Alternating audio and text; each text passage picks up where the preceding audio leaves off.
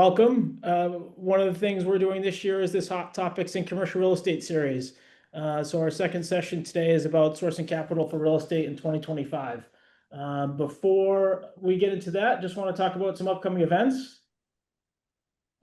Next week, we have Blaine Strickland coming to Burlington to do an in-person workshop on syndication. His book Evolve is all about how you can build wealth through syndication. So if you're interested in learning how to do deals, maybe participating in them without needing to bring in a lot of capital yourselves, it's a really great book for those that aren't familiar with Blaine. We've heard great things about the workshops he's run before, and hope everyone can join. The registration deadline is tomorrow at noon, so you should have gotten some emails. If you're interested and didn't get an email, please just put something in the chat, raise your hand in the chat, and we will reach out. Also upcoming is our summer social on July 31st at the Intercontinental Hotel. It's taking place in coordination with ICSC. So it's always our signature event, a lot of fun, so hope to see everyone there. All right, and now we're going to kick off today's topic. So it's sourcing capital for real estate. It's been a challenging year for many different things, but I'm going to start the questions with the layup. The first one is Michael and Peter, welcome. Could I ask you to both introduce yourselves and your companies? I'll let Michael go first. Sure. Well, Eric, thank you for the invite, and thank you to the New England CCIM Chapter for the opportunity to speak here today. My name is Michael Chase. I'm a managing director with Northmarq. We're a privately owned commercial capital intermediary. We're national, 60 offices nationwide, and I'm the managing director of our Boston regional office. So thank you again for the opportunity. Hi, everybody. This is Peter Kenn. So I'm a principal at Goedecke Company. Similar business as Michael there, although we're a local firm concentrated here in the New England market for sure. We have capital relationships throughout the country and certainly some affiliations that help us do deals in other parts. But generally, our business is with sponsors that are in New England and looking for capital. So happy to be on the panel, and thank you, Eric, and to the New England CCIM for the invitation and the opportunity to share some thoughts. Great. Thanks, guys. I'm going to go from the softball to the fastball. I'm going to go for, I think, at least on my end as a broker, one of the questions or issues we deal with the most is interest rates right now. So my first question is, with interest rates remaining high, how are investors and lenders adapting their strategies to manage refinancing risks and maintain deal flow? And then, of course, that's a hard question, but what are you guys seeing for interest rates, just in general terms?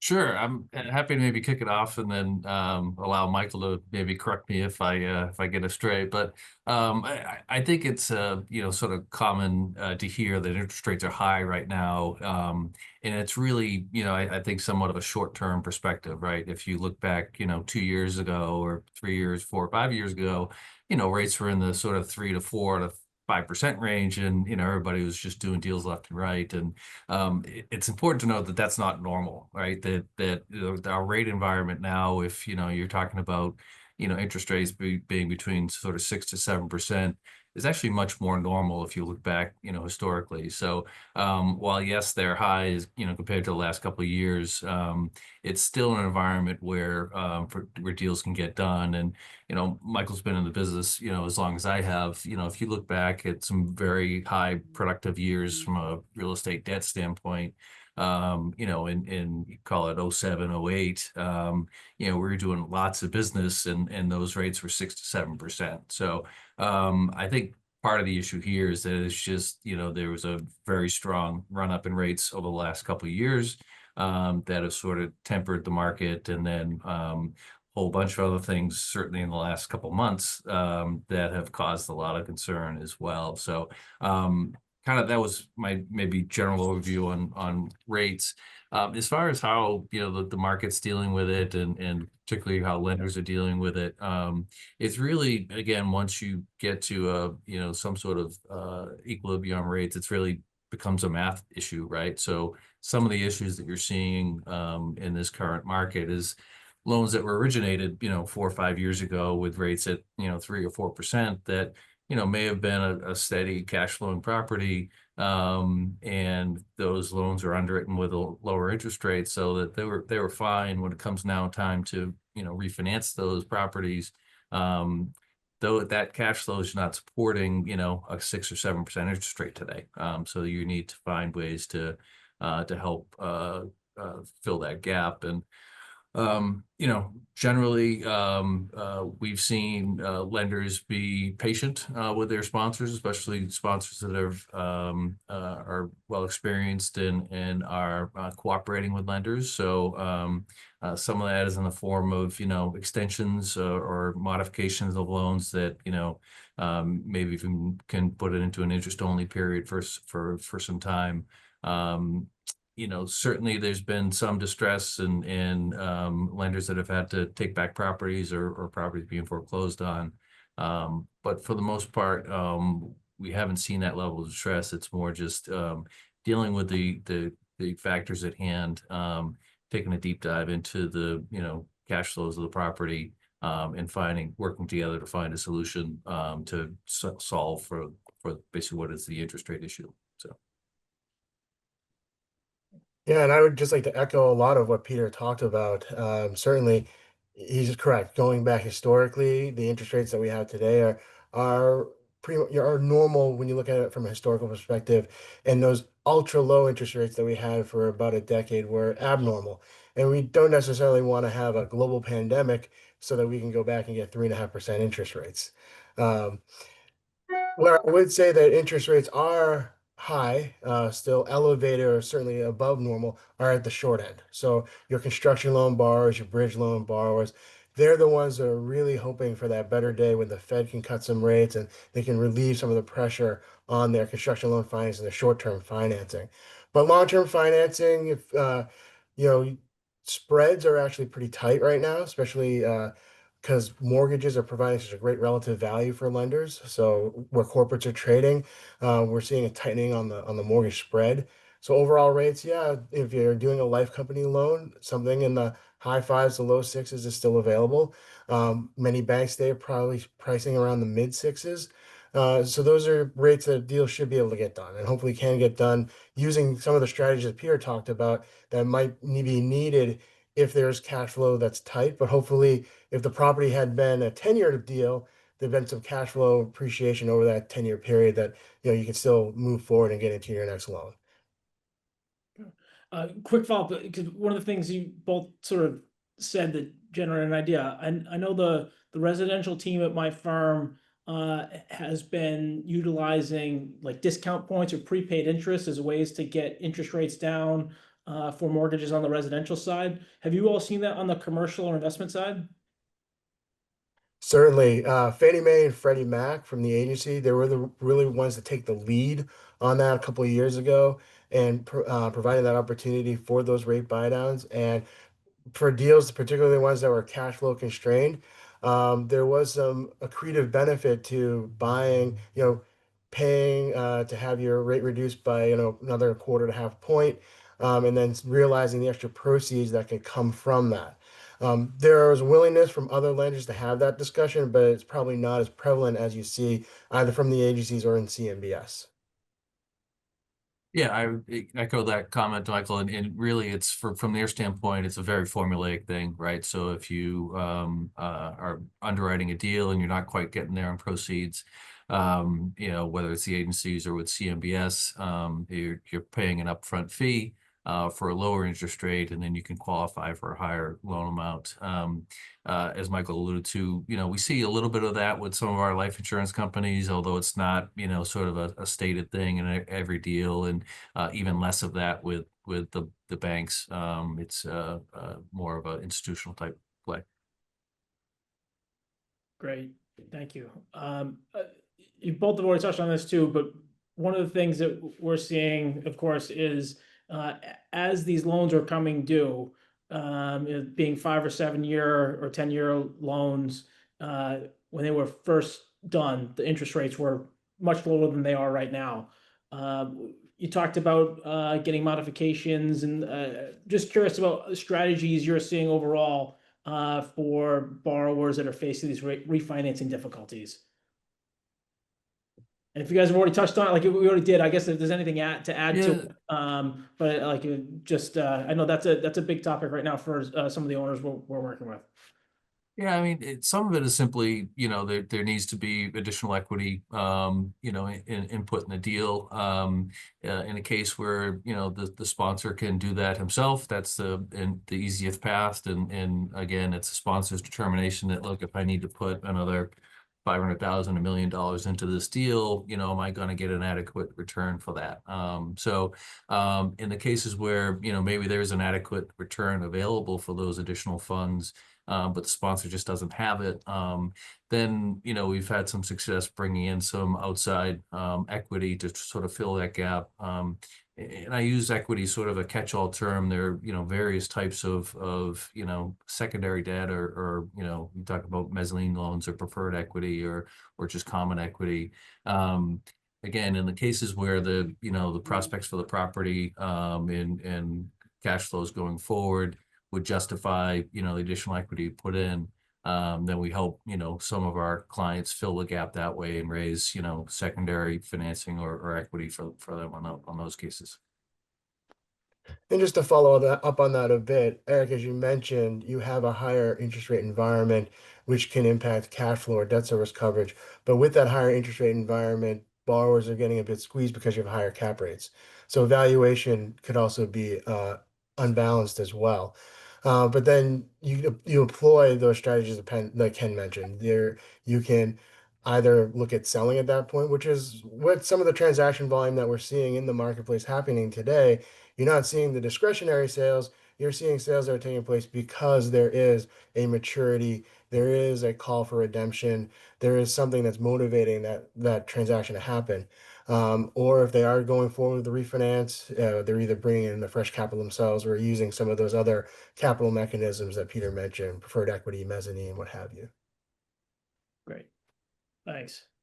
All right, switching a little bit, different perspective. I want to switch to the bank side for a minute, because there's been several bank failures in the news, and more recently, I've seen community banks starting to consolidate.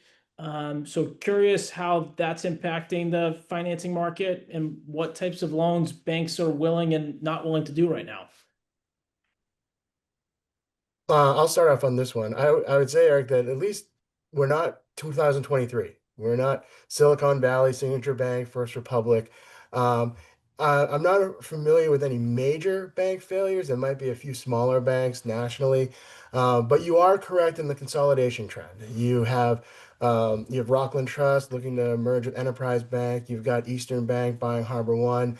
People's Bank continuing to grow their platform, buying a bank out in Western Massachusetts. So you are seeing that consolidation. And part of the reason for that consolidation is certainly just efficiencies. As banks grow bigger and their regulatory requirements grow, they kind of hit different benchmarks, whether that's the 1 billion, 5 billion, 10 billion mark. And when banks approach those certain benchmarks, they don't really want to be, a 5 billion in one bank. They want to go, if they're going to get to 5 billion, they either want to stay well below it or they want to shoot right past it. And the way to go from 5 billion to 7 billion is to try to acquire and merge. So we are seeing that certainly out there. There are some smaller banks that are looking to try to also do the same thing, and it's all just a matter of scale and efficiency. How that's impacting the lending environment, I think in general, when the new administration came in, the banking environment loosened up just because there was a feeling of just a more easier regulatory environment. Last year, the beginning of last year, beginning of 2024, the buzzword in lending, or one of the buzzwords, was the Basel III endgame, and how the additional reserve requirements were going to crush lending and the availability of capital for borrowers and the ability for the economy to grow. That's gone away. You never hear Basel III endgame anymore. In fact, now you're hearing banks feeling relieved that they're not going to necessarily have these additional pressures to reserve more. It's relieved banks from having to all require deposit accounts with their new loans. That was certainly something over the past 2 years was a must, and now it's a much less of a requirement. that's allowed them to once again club together and participate on loans. So these middle market banks are able to work together to do larger deals again. So we're seeing certainly a banking environment where the banks are back lending, particularly looking to do construction loans because they're getting elevated rates there and they're not tying up their balance sheet to do it. So just in general, the banks, the life companies, CME, what have you, they're in the market, they're willing to lend. It's just finding the willing borrowers, the deals that underwrite, and then the willing borrowers that are, where the rates work for them. Yeah, I would certainly, echo those comments for Michael, and also just, talk a little bit about, there's again some of the different motivations for consolidations on the bank side. And while, from a general standpoint or a big picture standpoint, having fewer banks out there, might, lessen competition, and maybe you can't find as competitive of deal terms. It's really, part of the benefit of us being here in New England and certainly in the greater Boston area is that we're really well banked. And lots of folks, lots of our life company lenders say, you got way too many banks in New England. It's so hard to compete up there. The fact that we're seeing some consolidation may have an effect in some instances, but for the most part, there's still, lots of opportunities for folks that are looking for financing. As Michael alluded to, as we sort of saw the calendar turn into 2025, we saw a lot of our banking relationships, start calling us again and saying, hey, we're back in the market. We're, actively looking to find some deals. What do you have on your plate? Which we hadn't seen over the last couple of years, where banks were more looking internally and concerned about their balance sheets and such. So it's been a very good environment this year from a capital standpoint. And it's really, again, just finding the deals that make sense. And really, this may be a future conversation here later in the program, but really getting the sort of acquisition side of the business back on a more normal course that would really sort of complete the turn for the market. So. I have one question before we, because I want to explore that more. But are there any loan types right now that I'd say are like toxic or that banks are really shying away from? For a little while, it was retail properties, and in the height of the pandemic, no one wanted to touch them, and hotel loans. And one of the things that was good to hear Michael talk about development loans, that those are doing well. But right now, are there any loan types that are really just a big challenge to try and finance? I think Yeah, underwriting standards are still tighter in general, but and banks are looking for strong sponsors. They're looking for the good quality assets, the well-located locations. So I wouldn't say anything is toxic. I mean, you might say office. Office last year was a non-starter. Off year, you can at least get a lender to talk to you. And it's going to come down to basis, it's going to come down to sponsorship, but at least they're willing to start the conversation. So, from a bank's perspective, it really does start at the sponsorship. And if you have a strong sponsor, I think you can find, especially with all the banks we have here, as Peter alluded to, we can find a lender. Yeah, I would agree. And then there's, again, it's easy to sort of pick on office if you read, any of the headlines and everything else. And certainly there are buildings here in downtown Boston that, are struggling, and we're part of those that maybe were foreclosed on or traded at a much lower value than what they, what the debt was on them. But again, Michael's point is a great one, and that, as we talked with our lenders, that the first questions they're asking us are not about the property or the tenancy. It's really the sponsor and who's behind this, because that's really the key for not just office, any property type. Lending to the right folks that are gonna, step up when they need to and support their investment. And not just, sort of flip back the keys. So again, to sort of maybe flip it around, if you looked at, preferred property types and traditionally like apartments and industrial properties, those I think are still valued, although industrial, maybe a little bit less. And I would say, you mentioned retail earlier. Retail is definitely has made a resurgence. I think the appetite out there is relatively strong for good retail assets. So I don't see that there's much of a sort of redlining, if you will, for any specific property type. It's again, sponsor focused and then cash flow. Just to make another final point on a couple of trends that we're seeing in the banking space is the active lender. As we talked about, there are a number of banks in Massachusetts and throughout New England. Um, and there are certainly some names out there that you've seen as being, just the most active in the commercial real estate lending space. Well, this year, in terms of the lenders who are active, you're seeing a lot of new names cross the ticker. And that's because these banks are coming out there. Again, they're in a lighter regulatory environment. They're actually looking to add mortgages.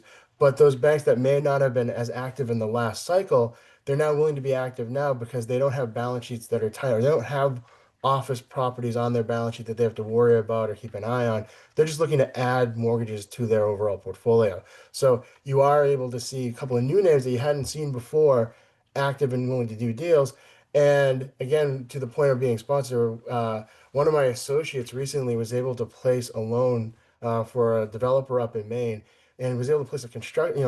Much of the construction financing right now is kind of generally starts around prime, which is about 7.5, and so you might do a construction loan 50 basis points north or south of prime, but we were able to unlock a construction loan financing at 6.5, and 6.25, 6.5 for a strong sponsor with a local bank that knew that sponsor and really wanted to start business with that sponsor. So it's uncovering those types of opportunities that are available in the market. And I think, when you went back 3 or 4 years, you could probably get by with, 3 or 4 strong lending relationships and kind of just going back to the well.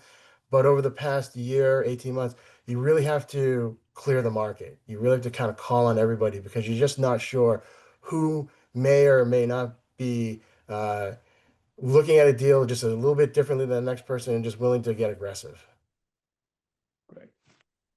I want to switch a little bit over to insurance, which is impacting other aspects of the deal. But right now, with insurance premiums going pretty high, how are you seeing that influencing underwriting standards or banks adjusting?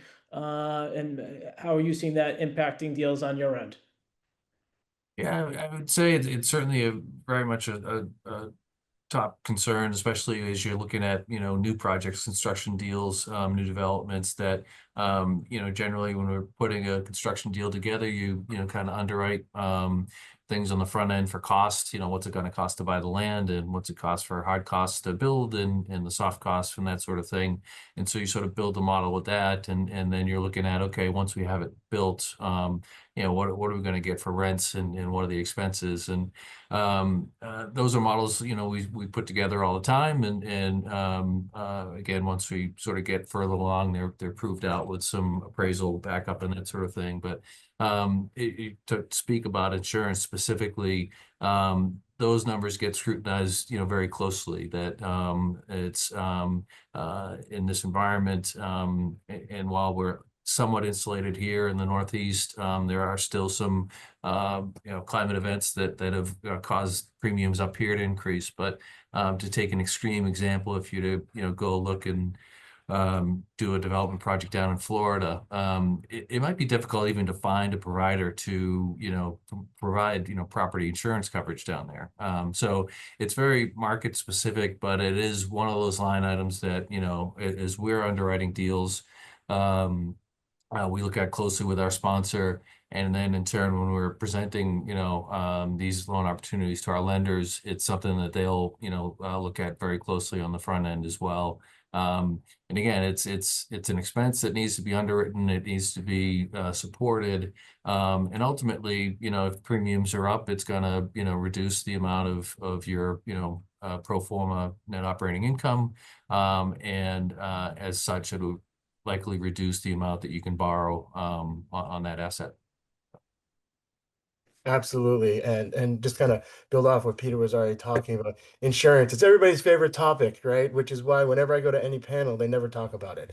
They want to talk about interest rates, they want to talk about where office is and leasing, and in our market, they'll want to talk about life science, but they never really get around to talking about insurance, even though it's there in the background and it's certainly very important. Uh, yeah, the conversations on insurance and a loan closing have had to be brought forward. It used to be where insurance was just one of those things that you would kind of handle probably a day or two before the closing. You'd get the insurance certificates over to the lender, and you might have to go back and forth one or two times, but then they'd just be done. Now you really have to have that conversation much earlier. You might even have to have it before you take a deal under app to confirm that the sponsor has the right coverages that are going to meet the lender's requirements, or in an acquisition that they're going to be able to get the coverages.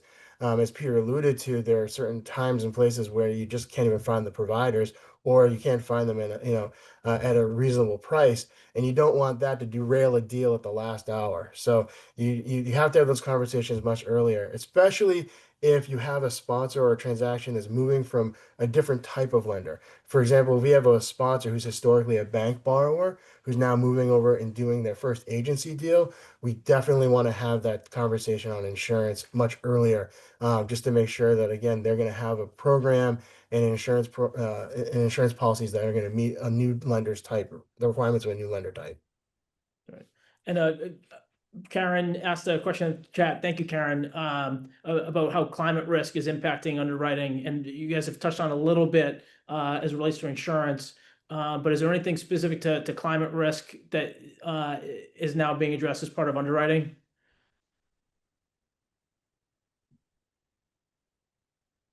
It's a great question, Karen. Thank you for asking. ESG, I think, was certainly a much bigger buzzword, call it 3, 4 years ago.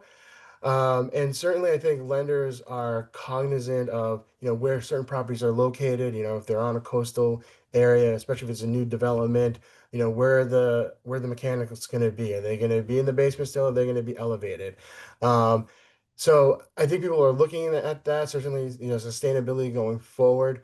But I wouldn't say it's as much of a driving impact as it was a few years ago. Great. Well, then sticking along the theme of underwriting, our first hot topic in CRE seminar was about AI, and so I want to bring that in here and ask about with AI and big data analytics, how technology is reshaping the underwriting process and a risk assessment for commercial lending. Well, you want to take that first? Or either way, it doesn't matter. Sure, I'll give my thoughts on it, and then I'll let Peter expound. My general thoughts on it is it hasn't really impacted the lending side, so much. Commercial mortgage lending tends to be a follower, it doesn't tend to adopt new technology immediately, or they don't certainly, they're not certainly the lead on these types of things. AI is, being used on the fringes, right? It's allowing people to be a little bit more efficient and effective, when it comes to maybe putting together an OM and doing up a market write-up. You can use a resource such as ChatGPT to get you started. Maybe you can use a resource to help do some lease abstracting or lease analysis. Maybe kind of dig into a document quicker, help you review some documents faster. But at the same time, you have to be careful that, again, whenever you're using these tools, you can't take them at face value. You have to vet them. And sometimes these things, what the output is not always 100% correct. In fact, it rarely ever is 100% correct. So I do think that the people are utilizing these tools in some ways. They're, helping them, build their own self-branding, whether it mean, helping lay out a social media campaign, what have you. But I wouldn't say it's taking over the industry or making wholesale changes. Yeah, I would tend to agree with Michael there, and I look at, sort of here at Goedecke Company, again, a smaller shop and a handful of analysts there, and we certainly encourage them to, use that as a tool in their toolbox if it helps them put, market summaries together, that sort of thing. But ultimately, what I love about our business is that it's a relationship driven business. And while, there are certainly, some groups out there that are trying to automate, mortgage brokerage and other things, really when it comes down to it and finding, sort of the right sources of capital, it's the relationships you've built over time. So again, as Michael was saying, I think that AI can play a role and help maybe let us become more efficient, so that we're not, sort of getting bogged down with, writing location summaries or that sort of thing. It is about, interpreting the data that AI spits out, make sure it's correct, and then just using that to our advantage as we're, marketing a deal or reaching out to folks. So again, I think I agree with Michael that the real estate market is maybe slow to respond on some of these higher tech things.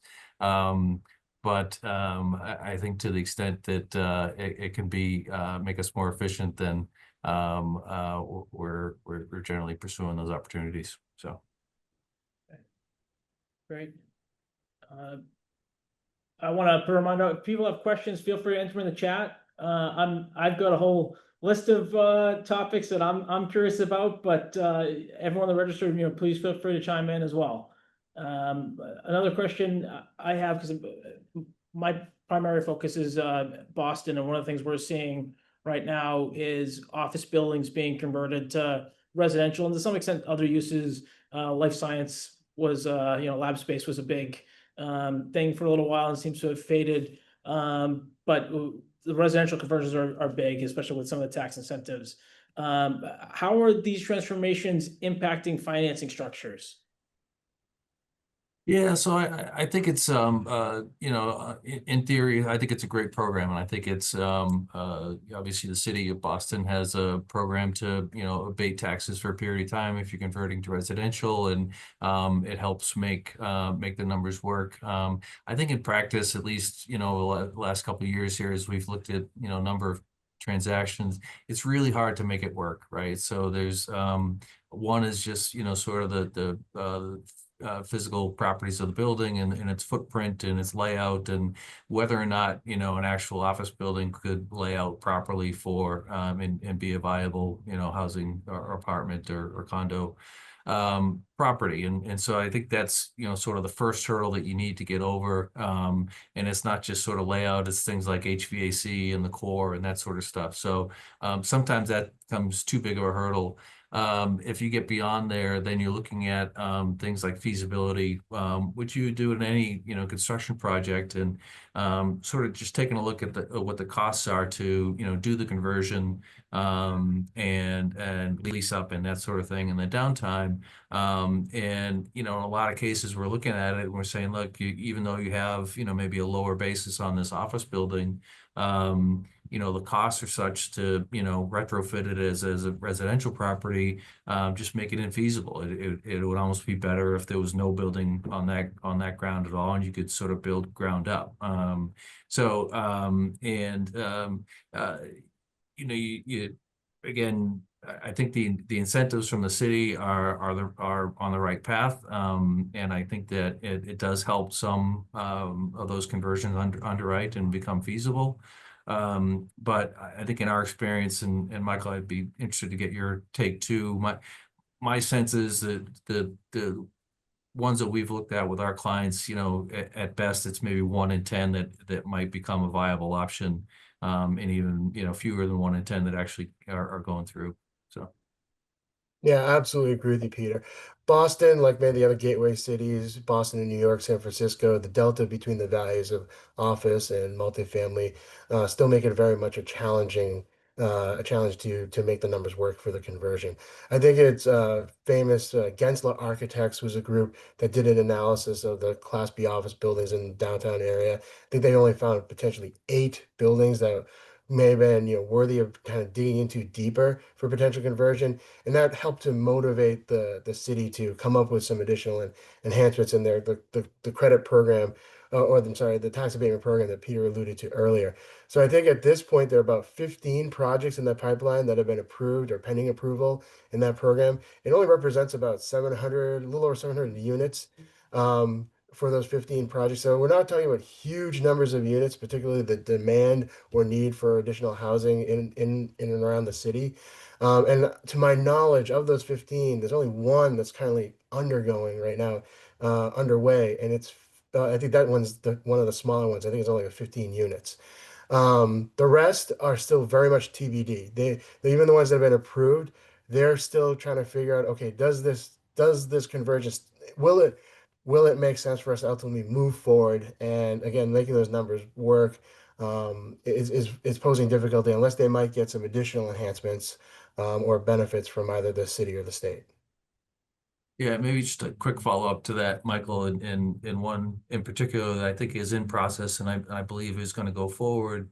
As you got down to it and looked at, the layout does work, and you get your construction numbers together, and on the surface, even with the real estate tax abatement, the return on cost was still pretty slim, and sort of on the edge of being feasible or not.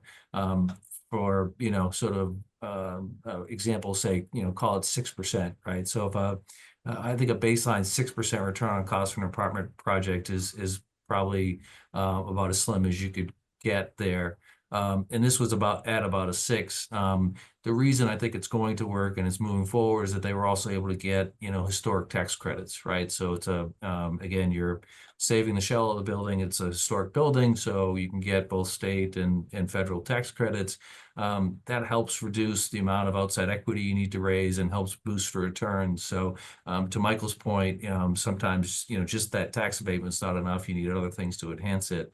In this case, it was the historic credits that are going to put it over the top and make it a viable project. So just seems like there's just so many pieces that need to fit together to make them work. And look, if you can find them, that's great. I think part of the question too, Eric, was just, how does it affect financing? Really, once you get to the table and you get to a feasible project on both what it takes to build and your costs and everything else, and then the underwriting on the NOI and everything else, it's really just like any other construction project, any other construction underwriting, getting the lender comfortable with the property and the market and the sponsor and that sort of thing. I would say that one, difference to a more traditional construction project is you probably need some more contingency in there, especially on the hard costs, just because again, it's supposed to be developing from the ground up. You're breaking down walls and maybe uncovering things that you didn't quite expect. So generally, we like to see a little bit more contingency in the construction numbers for those reuse projects as opposed to the ground up. Yeah, good point. I mean, I'm personally curious to see if we start to see it more like outside Boston. So like Providence's mayor a month or two ago announced that they're going to do a similar program to Boston. I think that's working its way through the legislation there, but the same type of tax credit for conversion. So be interesting to see if we see more of these types of tax incentives being offered. All right. I want to ask about alternative financing mechanisms, because one of the things, Peter, you mentioned early on was about mezzanine debt, and especially with interest rates where they are now. How are you seeing alternative financing options being used? Mezzanine debt, seller financing, and joint ventures.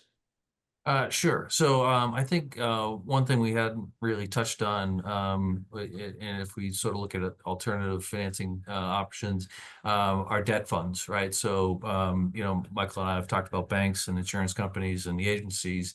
When certainly the last couple of years where banks have pulled back quite a bit, There has been, sort of a lot of capital sitting on the sidelines, and some of the, Wall Street firms form these debt funds to maybe take advantage of that, to take advantage of banks not being able to step up, particularly on construction loans, and provide lending themselves, generally getting higher interest rates than what banks do. In some cases, lending more than what the banks might traditionally lend, and also a lot of them are non-recourse as well. So it is something that is maybe accelerated over the last couple of years. I think were able to win some market share, but it again.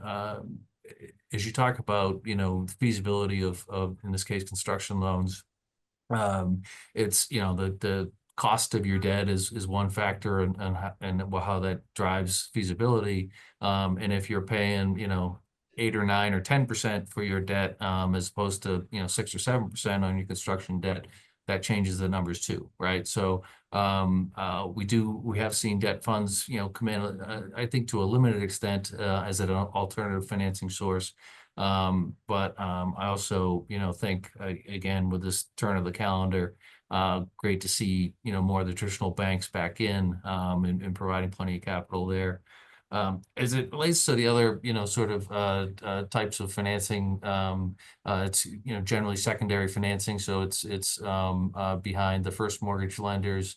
Those folks are certainly out there, and providing either mezzanine loans or preferred equity.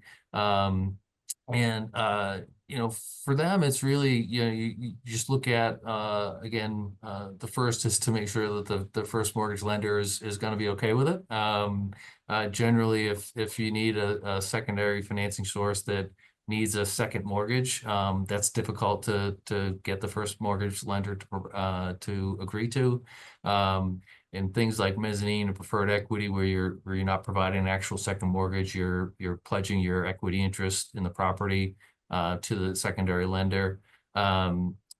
Those types of groups are out there. I would say they're more prevalent on larger transactions. So generally, if you were looking for mezz, or preferred equity of maybe 5 million or less, it's a pretty small field of folks that could provide it.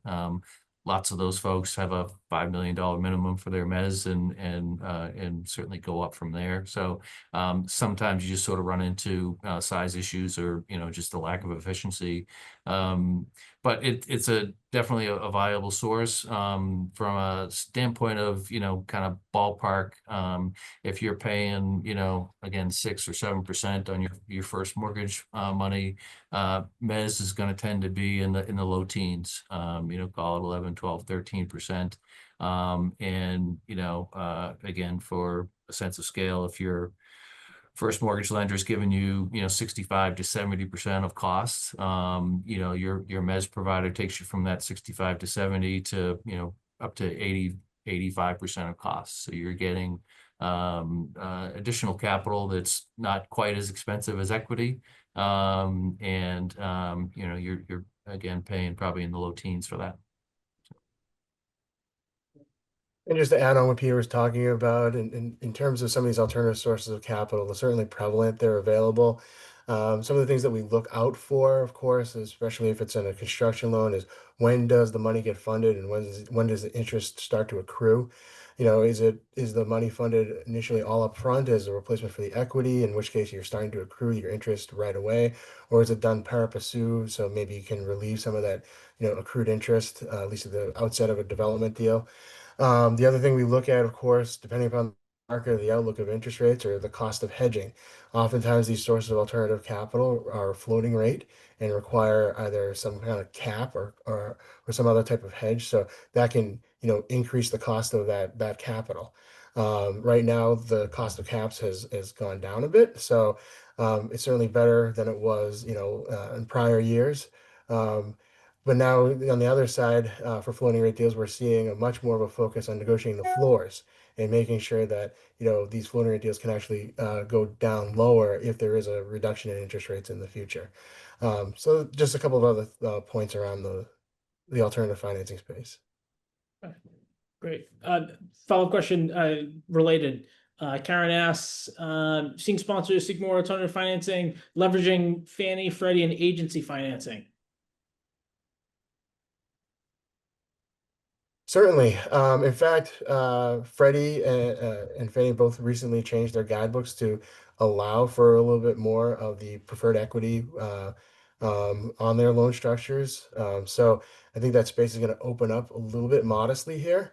But as long as as Peter's alluded to before, a lot of these things are math problems. So as long as that additional leverage is accretive or makes sense, then certainly they'll take a look at it. Some of the uses of the that additional leverage is coming from developments, call it down in those Sunbelt states where maybe they were part of value add opportunities. They were underwriting certain levels. They were expecting to get takeout financing at a certain level, and it wasn't quite there.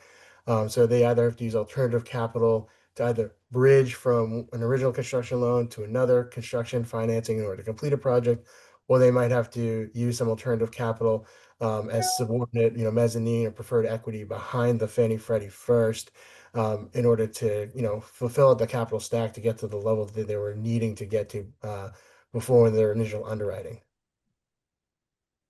Right. All right. The last question I have is about tax policy. So with potential changes to tax provisions like bonus depreciation and qualified business income deduction, how are investors and lenders preparing for potential impacts on investment returns? Yeah, I'll kick it off and then I'll keep my comments brief. I'm not an accountant, but it's interesting that again, as much as we like to avoid it, politics always sort of play a role and creep into our day-to-day business, and things like 1031 exchanges and whether those would stay around or not, and opportunity zone financing, opportunity zone programs and that sort of thing. It's something we all need to stay aware of, and I have a client that was really just buying a bunch of assets for the tax benefits on bonus depreciation, and so while those things are in play and are viable, we sort of run into those. For me, I certainly have an understanding of them and work with my clients on them, but it's also quick to have them get their accountant on the phone and say, hey, while this is in place today, is this something that is going to be pulled back 6 months from now, and we're going to have to start over. So but Michael, I'm happy to get your thoughts too. I agree with what you said, Peter. In general, when it comes to tax strategies, tax planning, of course, Peter and I, we're not tax professionals, so please consult your tax professional on any of these types of in-depth questions. But my personal feeling on these types of tax programs, really, they should be enhancements to your deal, not necessarily the thing that drives your deal. Your deal should work, with or without them, because tax laws are things that can change in the future. In terms of what you talked about, the bonus depreciation, the QBI, I think that they could impact certain segments of the real estate market, but I don't think they're necessarily as broad-based as what we had seen. Certainly, the market, experienced in the 1980s, where you saw a change in the depreciation schedules and a change in the tax laws that really, brought about a crash in the overall real estate market. I don't believe that these are as broad-based as those. They're going to have impact in certain segments. But these tax provisions aren't impacting, a wide swath. You have a lot of institutional investors. You have people who are not long-term holders. So if they take bonus depreciation today, but their plan was to sell it in 3 to 5 years, then they would have that depreciation recapture anyway. So they don't necessarily go through all of the exercise of a cost seg if their plan isn't long-term hold. So again, it's great to think about. I do think that every investor should look at both, pre-tax and after-tax earnings to evaluate their investment. But some of these things were already in the process of being phased out. I know we're kind of waiting with bated breath to see what will get extended now with the Tax Cut and Jobs Act this year. But again, I don't see the market being wholesale at risk if they were to for some reason get modified or changed or not get through at the end of the day. Great. Thank you. We have a question from Michael Lindsay. What is the current state of the equity market? Pref has been touched on, but what about LP or JV capital? Has return on cost expectations come in at all? Yeah, I guess I'll start off because Michael Lindsay is my colleague. I did not have him plant that Yes, question, good. A though. plant in the audience. Good. But generally, I would say, and this has been true over the last couple of years. There's plenty of capital out there, right? So it's just a matter of finding the right opportunities to match that capital. As we look at things where if we're going out to raise some equity on the smaller side. So maybe we're raising $2, $3, or $4 million, $5 million of equity. That generally tends to look at high net worth individuals and maybe some family offices and that sort of thing. Generally in those instances where we'll put our ask together and kind of lay out a formula for, hey, this is what your preferred return is going to be, and then you get your money back, and then we split profits thereafter. I would say again, there's a lot of money out there for that, but you touch on an important piece, which is the return on cost, and then ultimately spill into whether you're talking about the IRR or the multiple at the end of the day.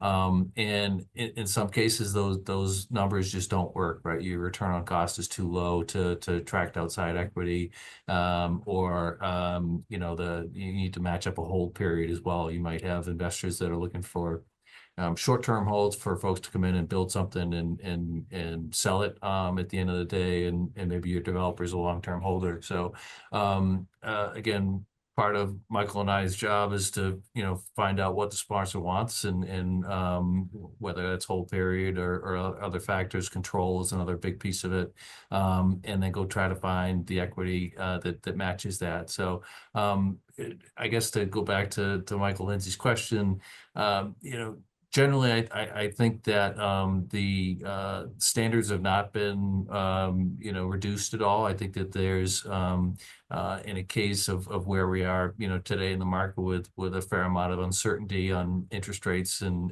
inflation and such. I think folks are being as conservative as they have been over the last couple of years. I do think that while I would hope to say that, look, there's, people are antsy to get their money out, maybe they'll lower their standards. I just haven't seen a lot of that. Agreed. And to just add a couple additional thoughts to equity, just like there is in the debt space, where you have construction lenders, bridge loan lenders, permanent lenders, you also have equity that changes, new development, opportunistic, value add, or stabilized, and depending upon what the project is offering, and the type of equity that's there, that's going to change obviously the return requirement, the hold period, what have you. Certainly, I think we're seeing a trend towards more equity focusing on a bit more of the value add or stabilized, looking for a little bit more certainty than just ground up construction. Ground up construction, there's still equity for it, but it's just going to be much more selective, particularly say for multifamily. We here in the Northeast, we're still certainly a desired market for construction equity in the multifamily space. But certainly there's going to be a much harder proposition to do ground up construction equity placement. Again, in some of those southern markets, which are dealing with oversupply and absorption issues at the moment, except for maybe a few select cases where they're feeling that absorption is making its way through. So equity out there is a challenging space right now. But as Peter mentioned, there is a lot of capital available. There's a lot of different types of capital. So it's just a matter, again, placing the sponsors' requirements with the right equity sources. Excellent. I don't want to get into more questions because we're going to run out of time. So what I want to do is just quickly wrap up. I want to thank you both very much. It was very helpful. Encourage anyone in the audience who have additional questions, reach out to Michael and Peter directly. I think that's all. Thank you everyone for attending. Well, one more thing. I'll ask Michael and Peter, anything unsaid that you want to say before I mute you guys and close the meeting? I'll let Peter get the last word. So I'll just say, again, thank you again for the time, the opportunity to speak to you today. And if I can ever be a resource to any of you, please feel free to reach out. The capital markets, as we talked about, there's plenty of capital available. And long-term rates are historically good. Spreads are very, very tight. AA corporates are only about 45 basis points over the 10-year treasury.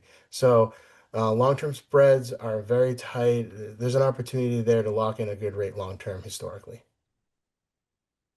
Yeah, I would echo Michael's comments. I appreciate the opportunity to be here on the panel. And enjoyed my time, and maybe just make a quick plug for CCIM. It's actually how Michael and I got to know each other, a bunch of years ago. I won't say how many years ago to date us both, but I find CCIM to be a great resource. And so I again appreciate being on. And like I said, what we do is a relationship business. And with Michael and I, our jobs are strictly to find capital, right? We're not distracted by other things. So if you run into opportunities where you're looking for capital and especially unique opportunities, because those are the most fun to work on, please reach out. And I tell any of our prospects here, you don't have to have a deal in place to give me a call.